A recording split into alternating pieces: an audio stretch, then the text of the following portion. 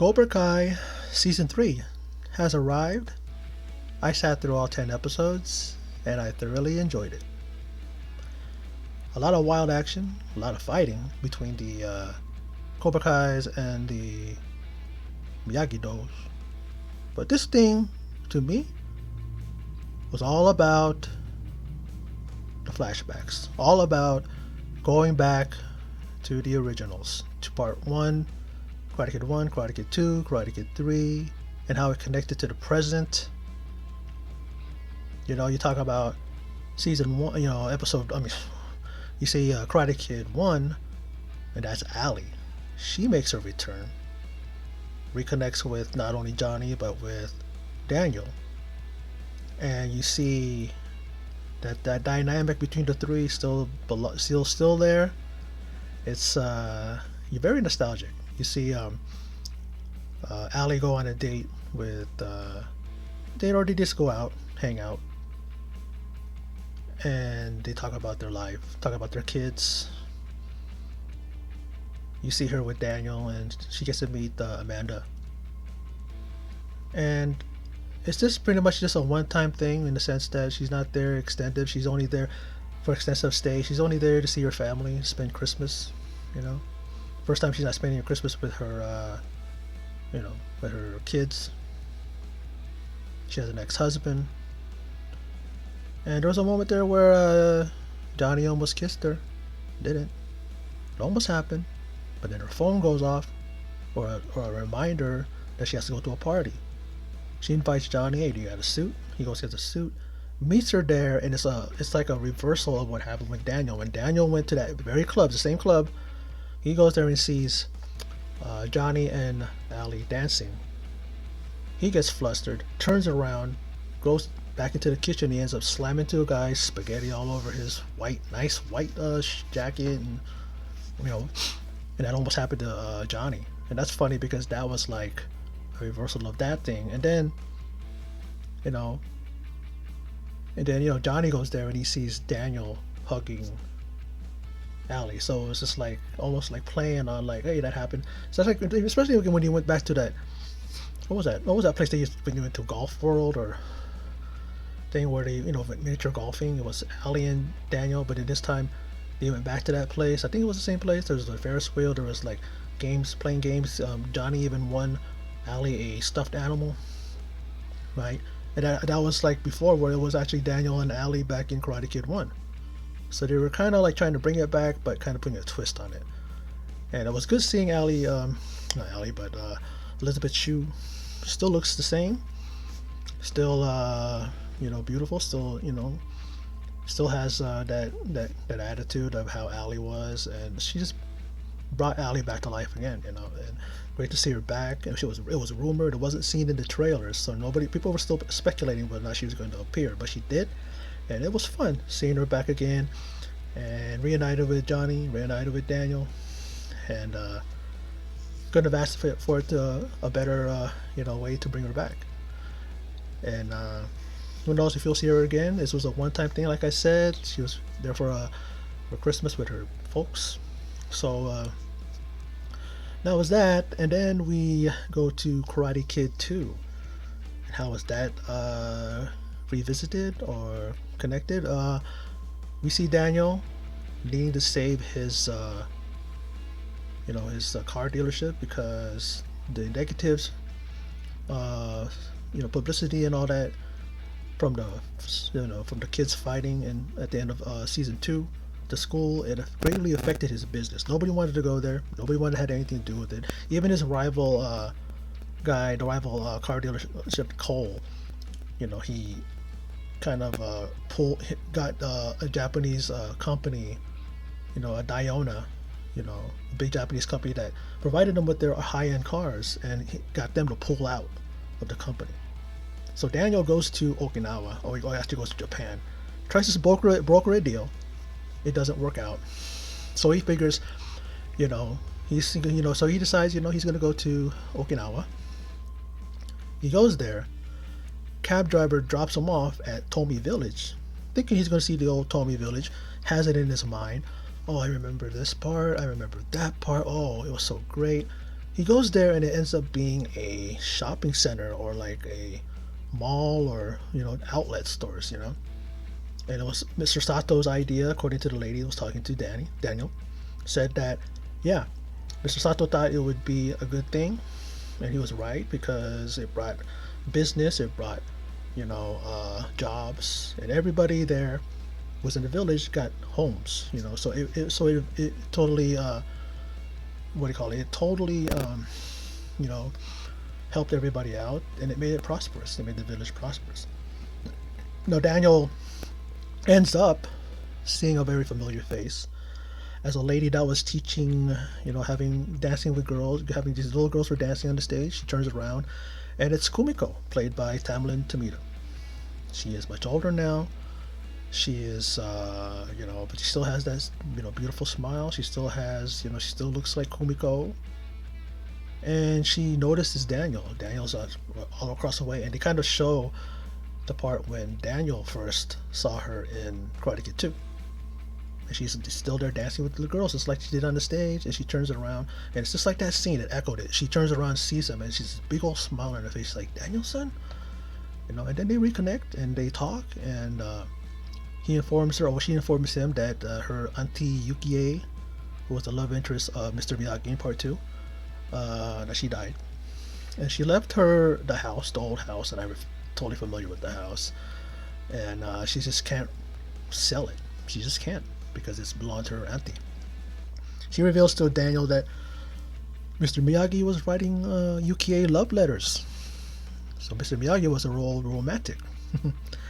And what happened is that, she was reading some of the letters, and they're so great, so heartfelt. Mr. Miyagi really loved Yukie, and it always makes me wonder why Yukie didn't go with him back to America.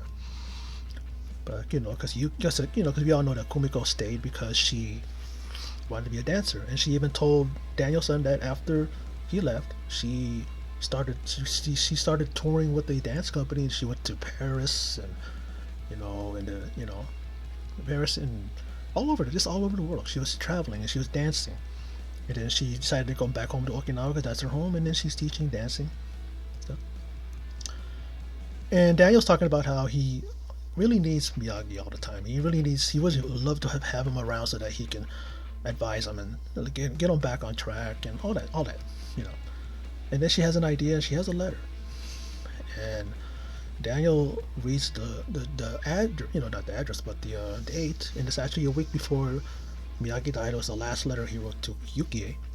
He reads it, and Daniel finds out that Mr. Miyagi talked about how he talked to Yukie in the letter and said that Daniel and his family, his mom, gave him the family that he never had. And Daniel was like a son to him. It really set his focus, and it really made him feel much better, as if Mr. Miyagi talked to him, comforted him, helped him on his way, helped put him on the right path. And he's there with Kumiko, and they're at some place, and in comes Chosen, an old foe. He's all stoic, being only answers in one word answers. Oh, you're married? No wife, no son, no wife, no kids. No wife, no children. We find out that Kumiko never got married, and she said many tried to put a ring on that finger, because Daniel said, I can't believe that someone didn't put a ring on your finger. He said, oh, many tried, but I don't understand why. As beautiful as she was. But then again, yeah, a lot of guys try, but it's up to her to accept. I guess she just didn't want to. She was just too busy, I guess, dancing, and she just didn't want to. It makes you want to think what happened to them, to her and Chosen. Usually, something happens like that. Usually, those guys will come together. I remember saying that on one of my prediction videos for the season, and someone goes, "Oh no, I don't want Chosen with her because he was mean. He was a villain." But if you listen to her, she said that he changed a lot. And he even says to Daniel after their fight to the death, which neither one of them died, but it could have, that it was a real fight. Chosen says that he felt ashamed. He felt like he lost his honor after that fight. And his uncle Sato was the one who put him on the right path. He trained him to find his way. He helped him. And when he died, he left us chosen the Miyagi artifacts, and one of them was like a scroll. Daniel tried to reach for it. Sato, and chosen said, "No, you can't. You can't touch that. You can't try that. You can't do that because you're not from the Miyagis. You're not trained. You're not done it." But he said, "No, but Miyagi trained me, so I should be able to." And then he brings up a question. He goes, "Did Miyagi teach you everything you know? Did he teach you all his secrets?" And then he said, "Let's see how much he tested you. I mean, he trained you. How much he taught you." So they fight, pretty good fight. But he proved to Danielson that all you know is defense, and he was getting up every point, every every move. He was getting the better of Daniel. And then he did something that he called the Miyagi pressure point system, and he was able to hit him in the arm and like that. It would disable his arm, and he was like pretty much disabled. He hit him in the leg, hit him, and he couldn't move. And then Chosen's like this, and he goes down and he goes honk, just like what happened, with the honk with the nose, just like what Daniel did to him, and what Mr. Miyagi did to Kreese in Karate Kid 2. And he's, oh man, he's like, I always wanted to do that. He was laughing it up. He was just in character. That's a character. He was so hilarious. The dynamic between the two was so funny. Once he lightened up, in a sense, once Chosen started just being himself and really, really just showing Daniel that everything's cool, we're cool, And in the end, before he left, Chosen gave him that scroll that he tried to reach for. And he said, the scene, he goes, keep this, you keep for your collection. And he said that to him, and then I remember him saying that to Kumiko in Karate Kid 2. And it's because one of his shirts got ripped off. And he goes, here, to keep for your collection. I know you like it. And he throws it down and he walks off. I remember that. And then that was because she threw a tomato at him. And then he took the shirt off. Here, keep for your collection. And that was like a nod to Karate Kid 2. And also before I move on from Karate Kid 2 references and and how they and how they made it, how they were a part of the story, a part of the how storyline was moving on in this season. He goes to see Kumiko one more time, and she has another lady with him, a little bit younger than Kumiko, much younger I guess, because she was only a kid in Karate Kid 2. She was the one that was saved during the typhoon. She was on top of a electrical pole or a telephone pole, and she couldn't come down because she was scared. I've been in typhoons myself, having been stationed in Okinawa, and they're no joke. High winds, hard rain, heavy rain, and all of them thing about it was Daniel didn't think twice in Karate Kid 2.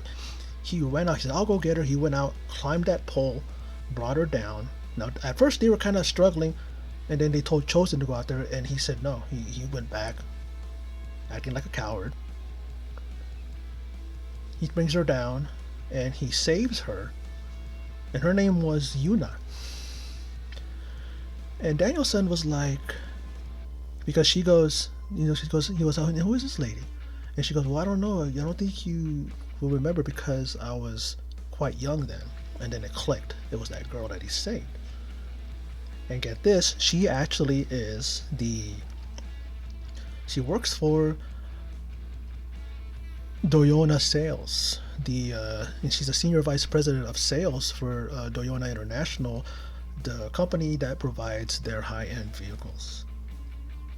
And Yukie actually told her niece Kumiko this years ago, said that you put good out into the world, good will come back to you.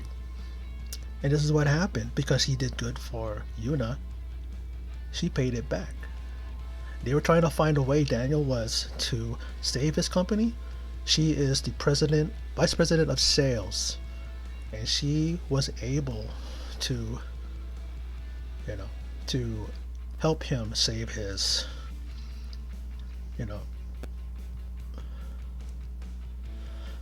she she's the one that's gonna help save his company. And she said, and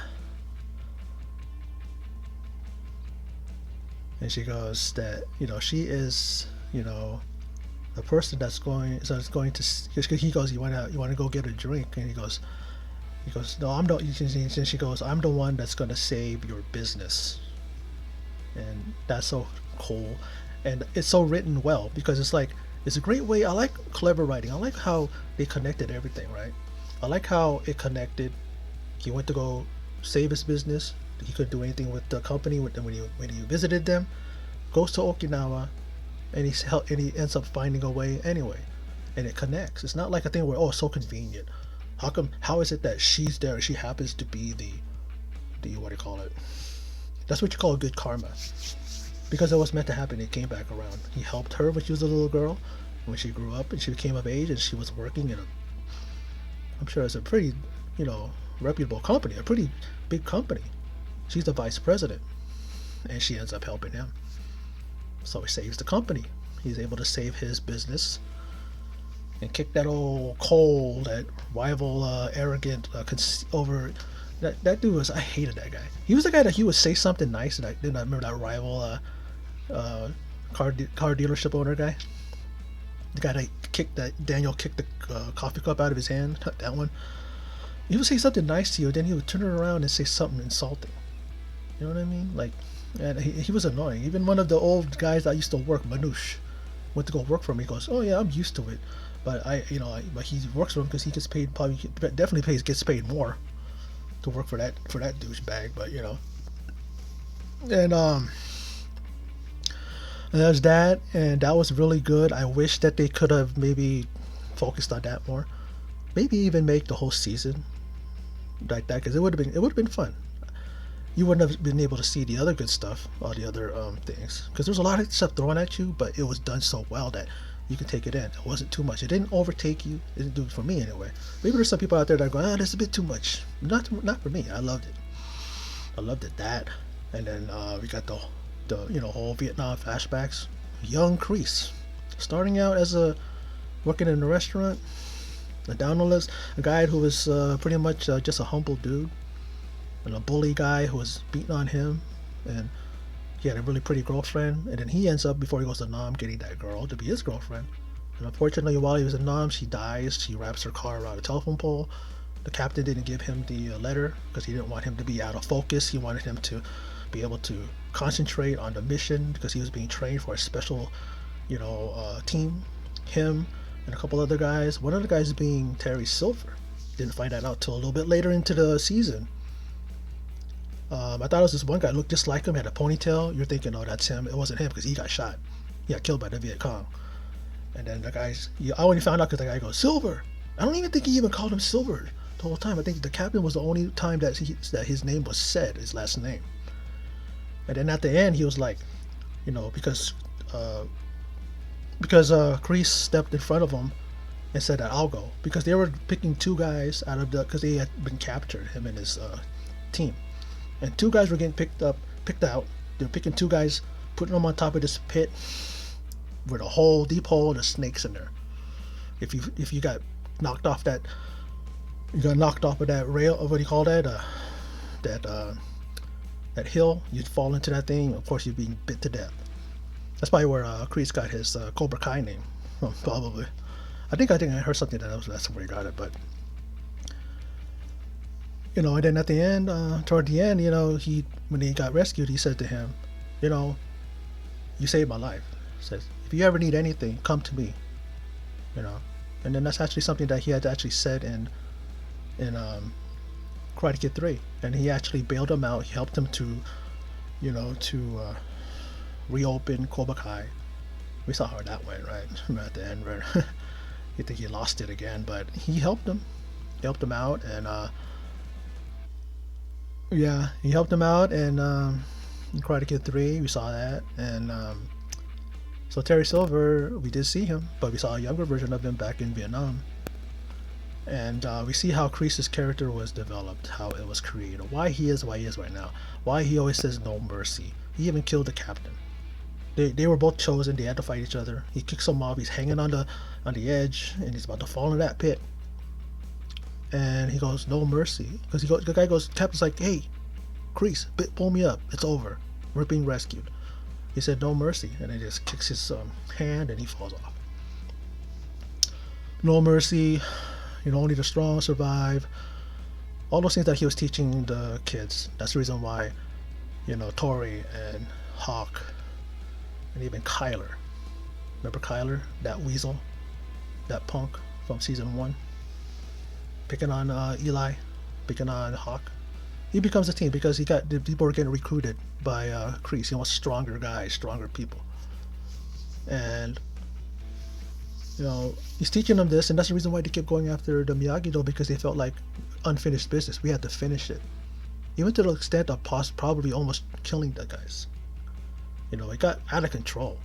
At times, it really got to me. I'm like going, enough already, man. It's like, can't you guys understand that you are not learning from what happened in season 2? You guys are, look what happened to Miguel. Miguel almost died because of the type of recklessness that you guys are pulling. And they never did. But the fight scenes were well choreographed. I actually liked what was going on. Sometimes it got a little bit too much, a bit much into that. I was thinking to myself, somebody has to stop this, because one of these guys is going to get killed. Again, they had another ending, almost an ending fight scene. It was almost at the end. It was in episode 10, where they're all fighting all over the LaRusso's house, destroying the LaRusso house. And it wasn't until one point where, Hawk broke Dimitri's arm. He immediately showed remorse in his face, and that was his buddy. That was his friend from back in season 1. And he does that, and then later on, when they are in the Lusso house, pretty much destroying it, he changes his position, if you will, and he starts siding with the Miyagi-Dos. They actually had Dimitri in a position again where they want to break his arm again. Hawk comes in like a hawk, and he kicks both the other guys away, and then him and Dimitri tag team, and they work together. Tori was the only one, after everything was said and done, still wanted revenge. She said, you better look behind your back, and she walked away. And then we saw at the end that Johnny and what do you call it? Because before that, we got to get into the whole thing with Miguel. Miguel came back. He was out of his comatose state, and he ended up being able to have surgery. He rehabbed. He was able to walk again, and him and Johnny were going to form a new school. They tried to recruit Hawk and them. At first, they were very, very hesitant. They didn't want to have anything to do with him. But in the end, it won out. And after I said what Hawk did, you see at the end where after a fight between Johnny and Kreese, his son was involved too. Then Daniel came in and fought Kreese. Pretty good. It was a pretty good sequence. And then Kreese was like, "Tell you what, let's handle this the old-fashioned way," because they wanted him out. He said, "You got to get out," because he was being a parasite. He was causing all these problems. He says, "Okay, why don't we do it like this?" Kreese says, "Tournament. Let's handle it that way. If I lose, I'm gone. If you lose, then Johnny says, no, we're not going to lose." And then at the end, you hear the "In the Air Tonight" by Phil Collins. But it was a different version. It wasn't his voice. But then one part comes on, do do do do do do do do do do. In comes Johnny, and then him and Danielson face each other, bow. But they first looked at Stewardess and bowed, and then they looked at each other and bowed. And then he says, "Fighting positions, ready," and then they all get into position, and then that was it. That's how it ended. So there's a setup now for season 4, and that is the tournament. And I'm looking forward to this upcoming season, where it's just going to be all about training, all about, because there's now a focus now. There's now a one singular focus, and that is the tournament.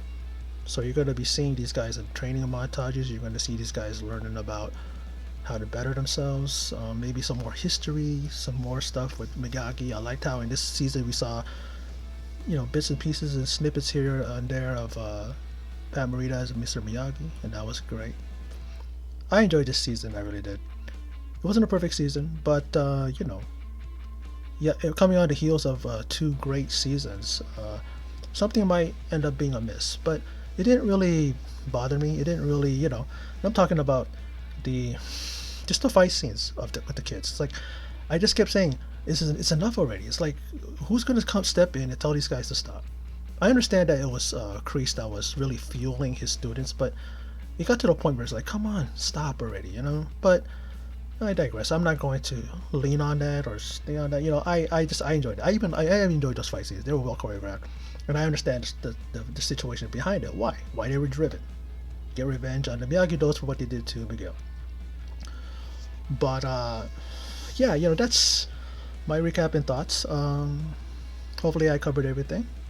But like I said, I thoroughly enjoyed this season. I thought it was right up there with seasons 1 and 2. It just continues the storyline. It continues the till we get to season 4. See what happens there, and see how if from there are they going to go to season 5. If they do defeat Kreese, who knows? They might not defeat Kreese, but then you won't have a main villain who's going to be the next guy. You know what I mean? That's true. And they bring in Terry Silver and Mike Barnes. There's going to be something else. But anyway, that's my video for my Cobra Kai Season 3 recap and thoughts. For those of you who stopped by and checked it out, I appreciate it. And in closing, as always, take care.